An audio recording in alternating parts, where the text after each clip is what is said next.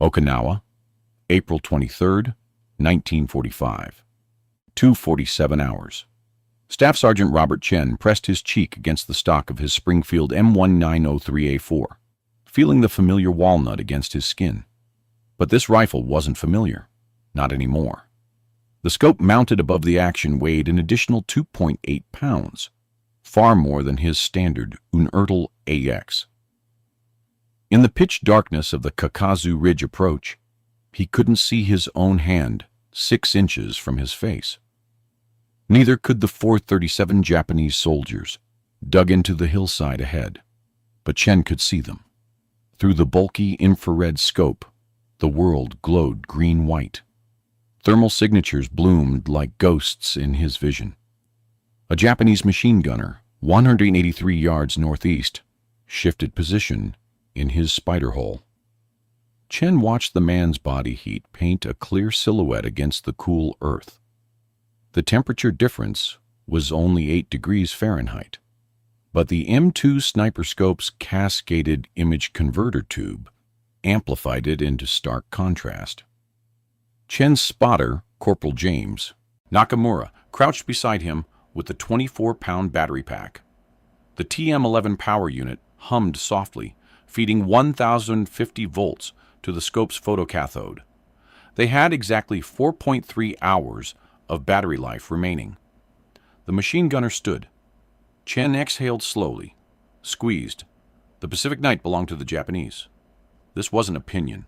It was documented fact written in American blood across 3 years of island warfare. Between December 1941 and January 1945, U.S. forces recorded 14,147 casualties from nighttime infiltration attacks across the Pacific theater. Japanese soldiers, raised in a military culture that emphasized night operations since the Russo-Japanese War of 1904-1905, moved through darkness with practiced efficiency. They memorized terrain during daylight, then executed complex coordinated attacks without flashlights, flares, or any illumination that might compromise their positions. On Guadalcanal in October 1942, Japanese forces conducted 17 separate night assaults against U.S. Marine positions. American defenders, unable to see attackers until they were within grenade range, suffered 1,042 killed and 2,799 wounded during these nocturnal engagements. Standard doctrine required defensive lines to fire blindly into darkness at suspected enemy positions, expending thousands of rounds with estimated hit rates below 2%. The problem compounded with each island. At Tarawa, in November 1943, Japanese infiltrators killed 127 Marines during 3 nights of fighting, many in hand-to-hand combat inside American foxholes. Defenders reported hearing movement, but seeing nothing until enemy soldiers were literally on top of them. Flares helped, but each illumination round revealed American positions as clearly as Japanese ones, often triggering immediate mortar barrages. By 1944, the U.S. military recognized night combat as a critical vulnerability. Traditional solutions, searchlights, star shells, magnesium flares, all suffered the same fundamental flaw. They illuminated both attacker and defender. The side that lit up the battlefield painted itself as a target. Intelligence reports from Saipan in June 1944 documented Japanese officers specifically training units to exploit American night blindness. After dark, enemy snipers positioned themselves within 80 to 120 yards of U.S. lines, close enough that muzzle flash revealed their location for only the briefest instant before they displaced. These night hunters killed an estimated 400 Americans on Saipan alone, operating with near impunity in the darkness. The Marine Corps and Army both experimented with solutions. Infrared technology wasn't new. Germany had deployed the Zielgerät 1229 Vampire night vision device on STG-44 rifles in early 1945 on the Eastern Front. But German systems were bulky, unreliable, and required active infrared illuminators that enemy forces could potentially detect with their own IR equipment. What American forces needed was something different. A passive system, something that didn't announce the shooter's position, something that worked beyond 50 yards, something a trained sniper could actually use. The National Defense Research Committee, working with RCA and Western Electric, had been developing image intensification technology since 1942. Early prototypes were disasters, weighing up to 60 pounds, requiring vehicle-mounted power supplies, and producing images so dim they were barely usable. But by late 1944, the technology had matured. If you want to see how America turned its best snipers into invisible hunters who owned the night, hit that like button and subscribe. Back to Chen. The M2 Sniperscope wasn't a single piece of equipment. It was a system, and every component mattered. The scope itself, officially designated T120, measured 14.7 inches long and weighed 2.8 pounds when mounted. Unlike conventional optical scopes, it contained a cascaded image intensifier tube, capable of amplifying available light by a factor of 75,000.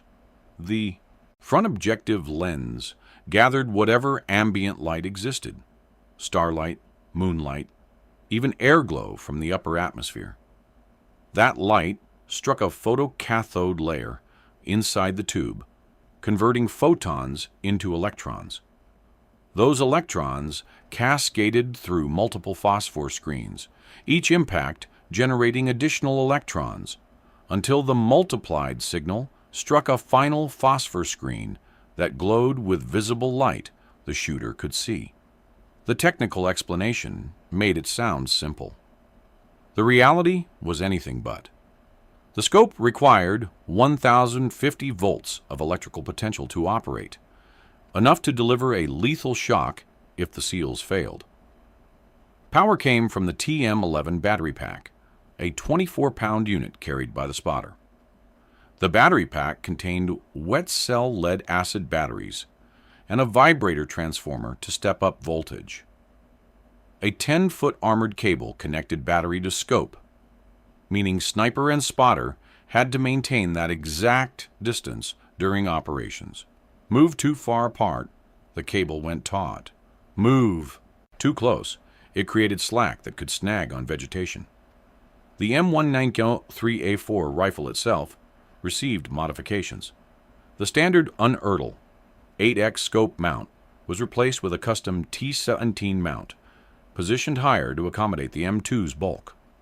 This raised the sight line 0.7 inches above normal, affecting the rifle's balance and requiring snipers to relearn their hold and breathing technique. The Springfield's action remained unchanged. Still the same 5-round internal magazine, still the same .30-06 cartridge, pushing a 150-grain M2 ball round at 2,000 to 800 feet per second. Weight became critical. The complete system, rifle, scope, batteries, cables, and mount, totaled 37.6 pounds. For comparison, a standard M1903A4 with conventional scope weighed 9.2 pounds. Snipers carrying the M2 system hauled 4 times the weight, plus their normal combat load of ammunition, grenades, water, and rations. The scope's effective range was classified, but field reports indicated usable target identification out to 400 yards in ideal conditions. Ideal meant clear atmosphere, moderate humidity, and at least quarter moon illumination.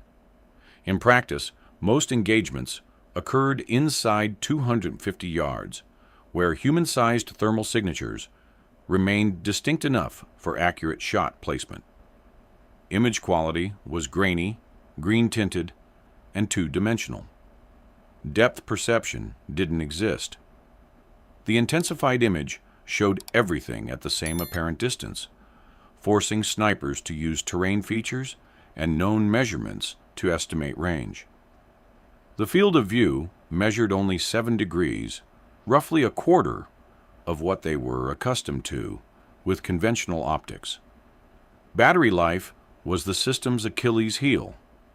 Under optimal conditions, the TM11 pack provided 5 hours of continuous operation.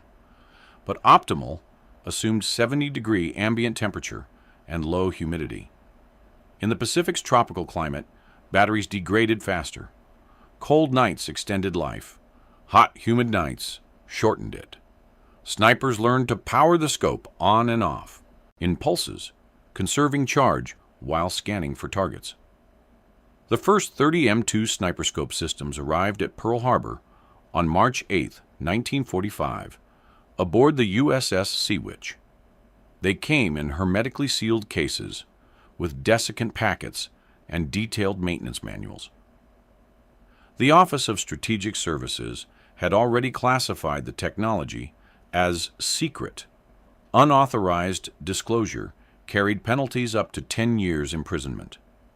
Training took 2 weeks. Selected snipers and their spotters learned scope operation, battery maintenance, cable management, and tactical employment. They practiced in complete darkness, learning to trust the green glowing image instead of their natural night vision. Many struggled initially. The human eye adapts to darkness over 30-45 minutes, developing reasonable sensitivity. The M2 defeated that adaptation, forcing shooters to abandon evolved biology for electronic imaging. Instructors emphasized limitations. The scope couldn't see through fog, smoke, or heavy rain. Extreme temperature contrasts, like a soldier emerging from warm cover into cold night air, created thermal blooming that temporarily whited out the image. Glass, even thin window panes, blocked the infrared spectrum the scope detected. And the phosphor screen's glow, while faint, could be visible to nearby troops if they looked directly at the shooter's face from the side. But when it worked, when atmospheric conditions aligned and batteries held charge and the shooter maintained proper technique, the M2 Sniperscope granted a capability the enemy couldn't counter. It let American snipers hunt in darkness the Japanese considered their exclusive domain. Chen's crosshair settled on the Japanese machine gunner's center mass. Range, 183 yards. Wind, negligible. The thermal signature showed the man's torso clearly, though his face remained indistinct in the scope's granular image. Through the M2's eyepiece, Chen could see the machine gunner lift a canteen, probably water, though the liquid itself was invisible. Only the man's heat mattered. The Springfield's trigger broke at 3.5 pounds. Chen had tested it repeatedly during familiarization training, knew exactly where the sear would release. He pressed through the first stage, felt the wall, added another half-pound of pressure. The rifle cracked. Muzzle flash bloomed white-orange in Chen's peripheral vision, outside the scope's field of view. Through the M2, he watched the thermal signature jerk backward, then crumple. The body's heat began dissipating immediately into the cooler earth. 251 hours. First confirmed kill with the M2 Sniperscope in combat. Nakamura whispered the time into his log. They'd been briefed to document everything. Every shot, every observation, every system malfunction. The technology was too new, too experimental. Every data point mattered for future refinement. Chen scanned right, sweeping the scope across Kakazu Ridge's western approach. 2 more thermal signatures, 220 yards out, positioned in a shell crater. They weren't moving, probably sleeping. He let them sleep. Dead men couldn't report the impossible. An American sniper shooting accurately in pitch darkness. At 3 to 17 hours, movement. A Japanese soldier emerged from a cave entrance Chen hadn't spotted during daylight reconnaissance. The thermal bloom was obvious. The cave's interior retained warmth, while the night air had dropped to 61 degrees. The soldier's body temperature, approximately 98.6 degrees, created a 37-degree differential. Through conventional optics in this darkness, Chen would have seen nothing. Through the M2, the target glowed like a lantern. Range, 264 yards. Elevation, approximately 40 feet above Chen's position. Wind had picked up slightly, maybe 2 miles per hour from the east. At this distance, with the 150-grain M2 ball, that meant maybe half an inch of drift, negligible. The Japanese soldier moved along a trench line, clearly visible in the scope's green-white image. Chen tracked him, watching patterns. The man paused every 15 steps, listening. Smart, disciplined, probably an NCO checking positions. Chen waited until the soldier stopped at a position where the background terrain provided clear contrast. Squeezed. The Springfield barked. The thermal signature dropped. Nakamura logged it. 3:19 hours, 264 yards. Single shot, confirmed hit. By 4:30 hours, Chen had fired 7 rounds. 7 Japanese soldiers who thought darkness protected them had died without ever knowing an American could see them. The psychological impact would be devastating, if any survived to report it. But at 4:47 hours, the M2's image began flickering. Nakamura checked the TM11 battery pack. The voltage indicator showed 880 volts, below the 950-volt minimum for stable operation. They'd been running the scope continuously for over 2 hours, and the humid tropical air had degraded battery performance faster than specifications predicted. Chen powered down the scope. His natural night vision was worthless. He'd been staring at the phosphor screen's glow for 2 hours, destroying his eyes' dark adaptation. He couldn't see anything. For 15 minutes, they sat blind, while Chen's vision slowly recovered and Nakamura swapped in a fresh battery pack. When the scope powered back up at 5:03 hours, the tactical situation had changed. Japanese infantry were moving in the pre-dawn darkness, repositioning before daylight would expose them. Chen counted 11 distinct thermal signatures shifting through terrain 150, 300 yards out. He began working methodically. Target, range, fire, log, scan for next target. The Springfield's bolt moved smoothly. Thousands of repetitions had made the motion automatic. Extract spent casing, thumb a fresh round from the stripper clip, chamber it, close the bolt, acquire target, fire. At 5:27 hours, first light began washing out the M2's image. Thermal contrast decreased as ambient temperature rose. By 5:44 hours, the scope was essentially useless. Too much natural light for the image intensifier to handle effectively. Chen had fired 23 rounds total. Nakamura's log showed 21 confirmed hits, 2 possibles where the target had dropped into cover before they could confirm, 0 misses that they could identify.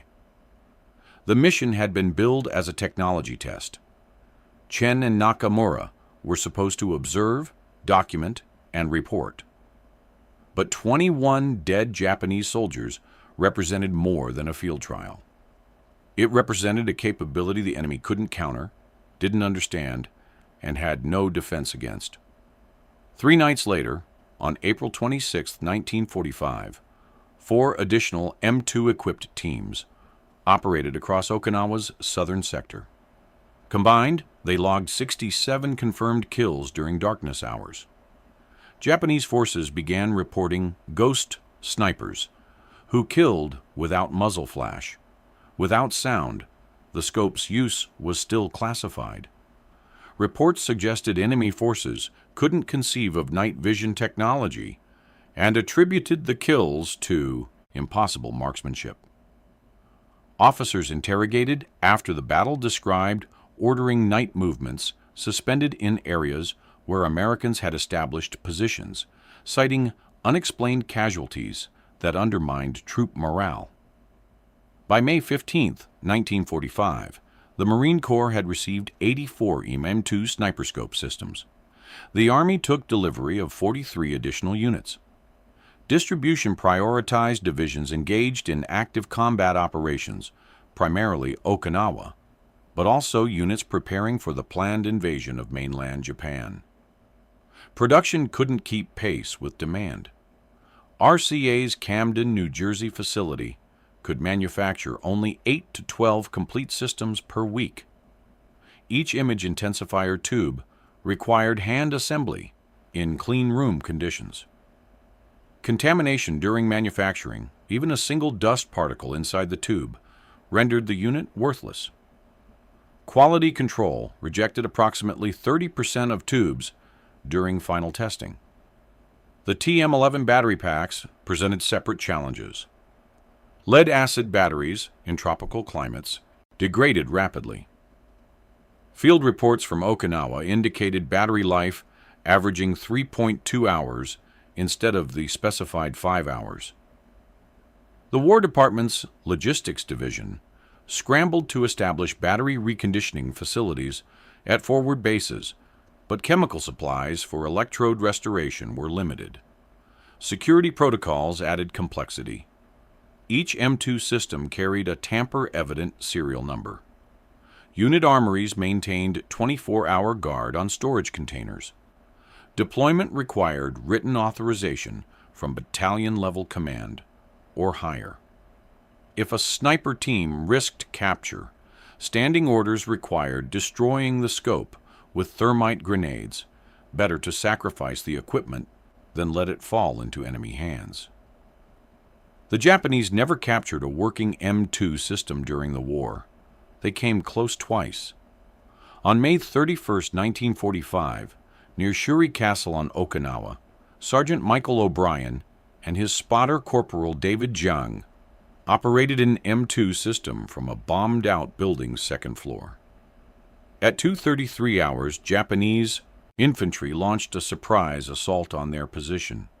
O'Brien and Jiang withdrew under fire, but O'Brien took shrapnel to his left leg. Jiang dragged him 40 yards to friendly lines, then realized they'd left the M2 scope and TM11 battery pack behind. Jiang ran back alone. Japanese soldiers were already inside the building. He triggered 2 thermite grenades, incinerating the equipment and portions of the building's second floor. The grenade's 4,000-degree heat melted the image intensifier tube's seals, ensuring the technology remained secure even if enemy forces recovered fragments. Jiang received a Bronze Star for the action. O'Brien survived his wounds. Enemy confusion about the M2's capabilities worked to American advantage. Without captured examples to study, Japanese forces couldn't develop countermeasures. Intelligence intercepts from June 1945 showed Japanese commanders theorizing about American silent rifles and invisible bullets.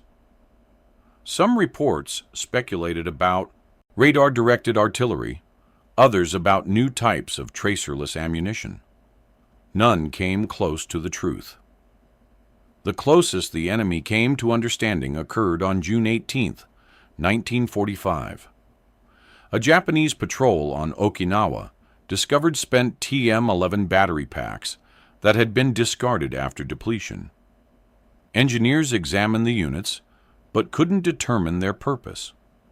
The batteries connected to nothing, had no obvious military application, and the voltage specifications seemed absurdly high for any known American equipment. Meanwhile, M2-equipped sniper teams were devastating Japanese night operations.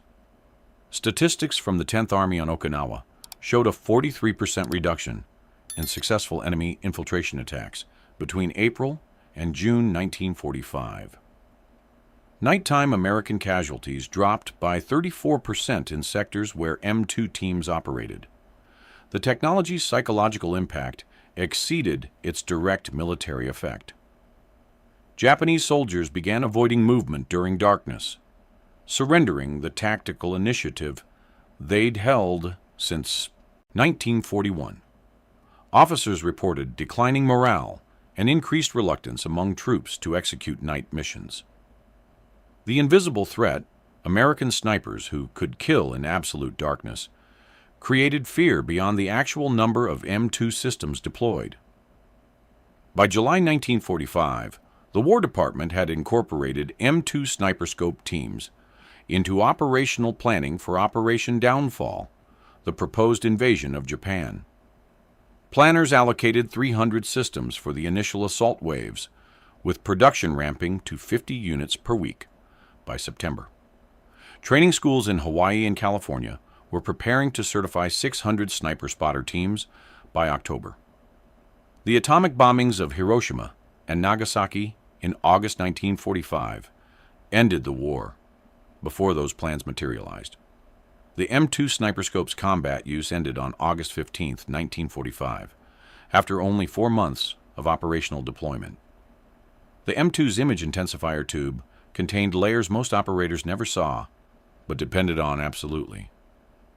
At the front, a multi-element glass objective lens focused incoming light onto a photocathode, a thin layer of cesium antimony alloy that released electrons when struck by photons.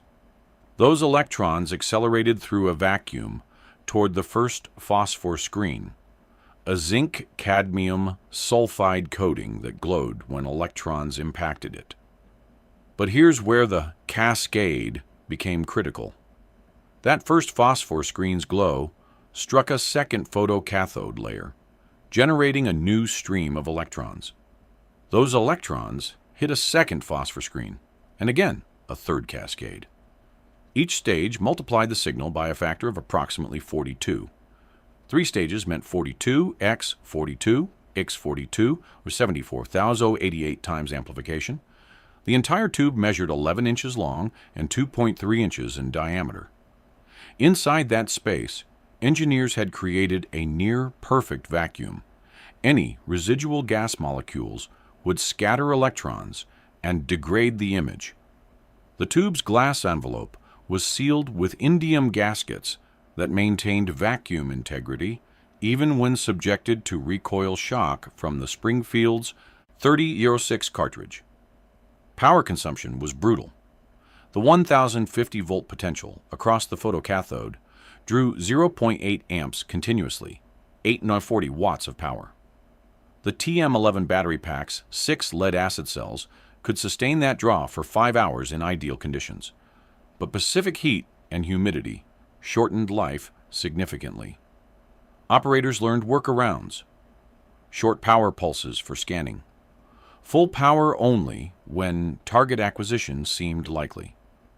Some teams carried 2 TM11 packs, accepting the extra 24 pounds of weight for doubled operational time. Others learned to read thermal patterns so efficiently they could predict enemy movement routes, positioning themselves to minimize scanning time. The scope's biggest limitation wasn't technical, it was atmospheric. Water vapor absorbed infrared wavelengths. High humidity reduced effective range by up to 40%. Heavy fog made the M2 nearly useless. Rain scattered the thermal signature into noise. Temperature inversions created bizarre effects. When cold air settled in valleys while warm air lingered on ridgelines, the thermal gradient reversed. Objects appeared inverted in the scope, cold signatures appearing warm, warm signatures appearing cold. Experienced operators learned to recognize inversion conditions and mentally flip the image, but it took practice and added cognitive load during high-stress situations.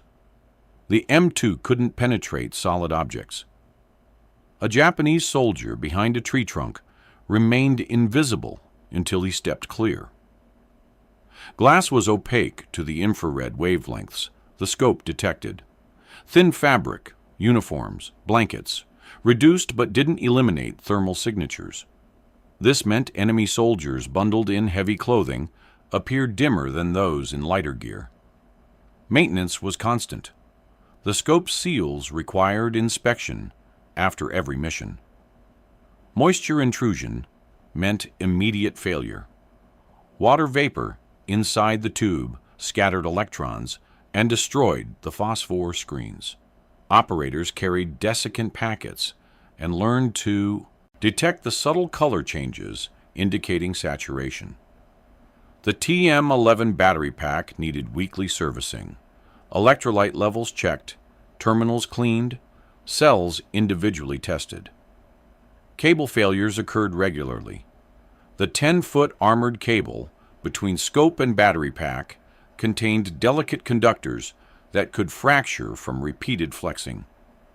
Snipers learned to minimize cable movement, but combat rarely permitted ideal handling.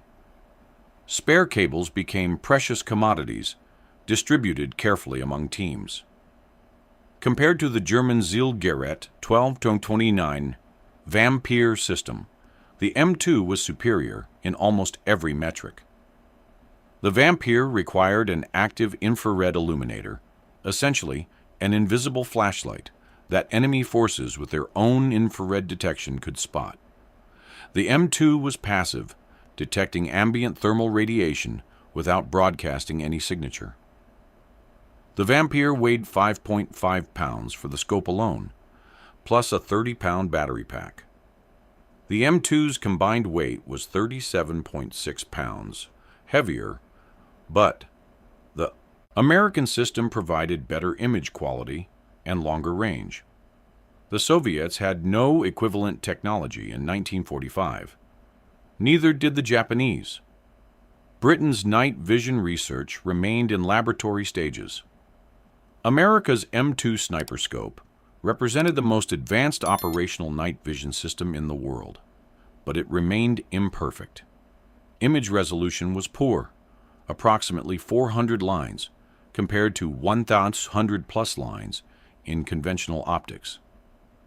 The phosphor screen's persistence meant fast-moving targets left ghost trails.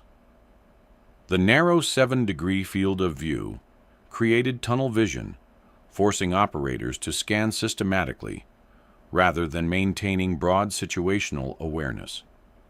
Snipers adapted their techniques.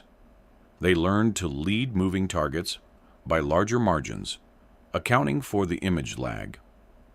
They developed scan patterns that balanced thoroughness against battery conservation. They practiced estimating range using terrain features and known measurements, since the scope provided no range-finding capability. The most successful operators treated the M2 not as a replacement for conventional sniping, but as a specialized tool for specific tactical situations. Nighttime defensive positions. Overwatch during pre-dawn movement.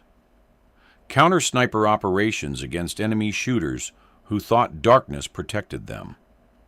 Chen, who'd scored the first combat kill with the M2, later described it as fighting with one eye through a green tunnel, knowing the tunnel showed you things the enemy couldn't see, couldn't understand, couldn't counter.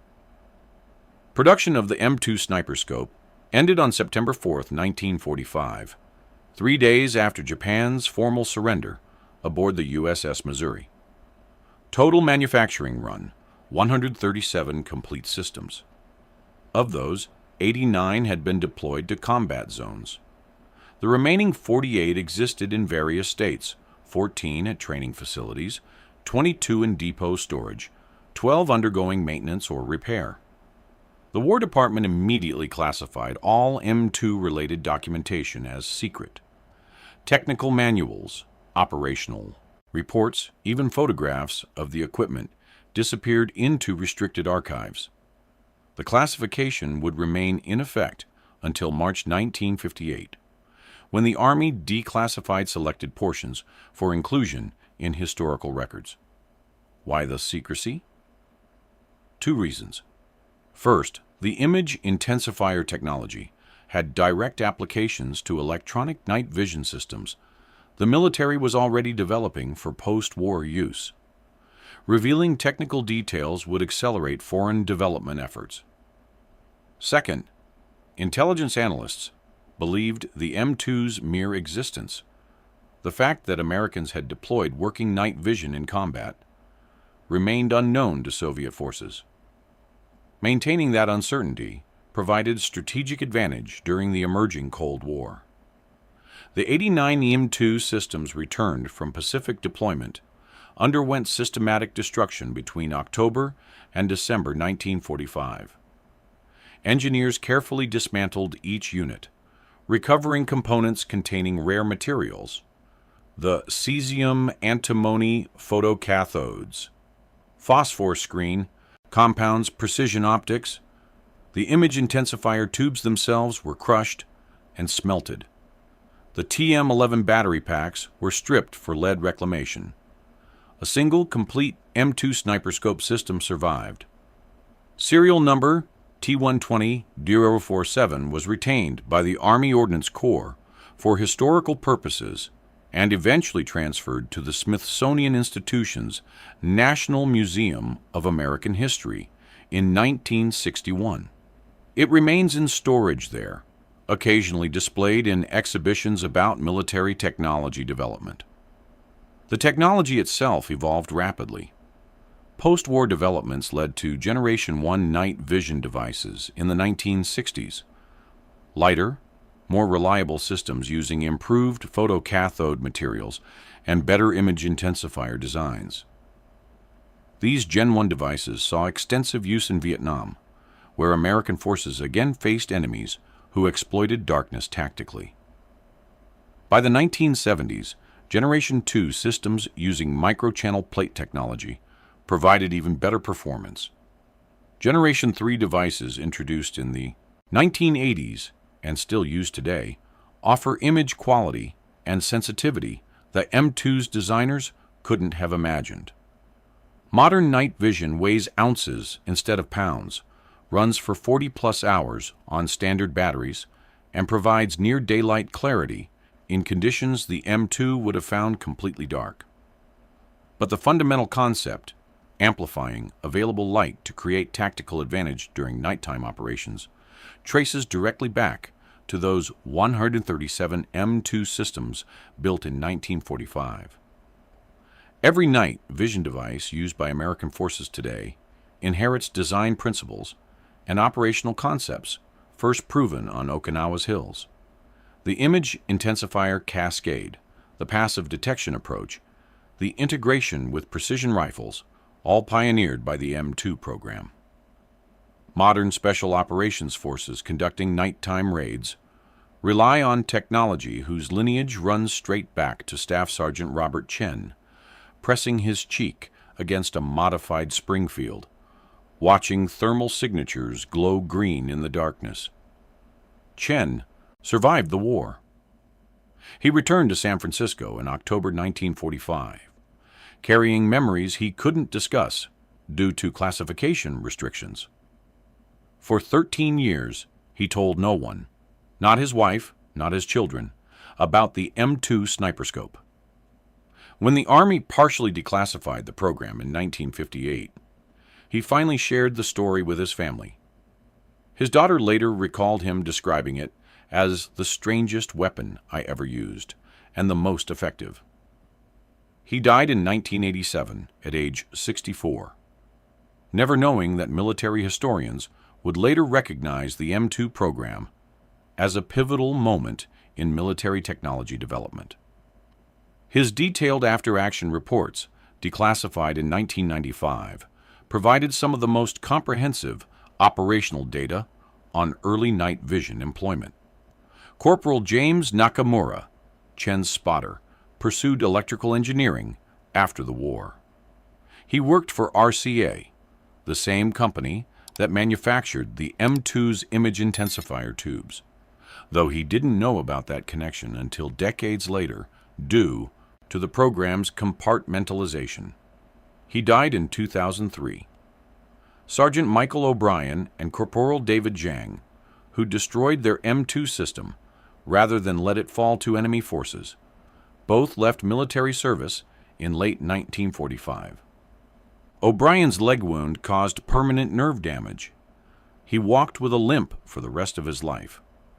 Zhang never spoke publicly about his Bronze Star action until a 1992 interview with a military history researcher. The classified nature of the M2 program meant these men's contributions remained unknown for decades. No public citations mentioned night vision. No newspaper articles celebrated the ghost snipers. The technology that had given America dominance in Pacific night combat remained a footnote in classified files. Only when historians gained access to declassified records in the 1990s did the full story emerge. By then, most M2 operators had passed away. The few survivors who could share first-hand accounts were elderly men whose memories had faded. But their documented kills, logged meticulously by spotters like Nakamura, preserved the truth. The M2 Sniperscope represented more than technical innovation. It represented American industrial capacity, converting scientific research into battlefield advantage in mere months.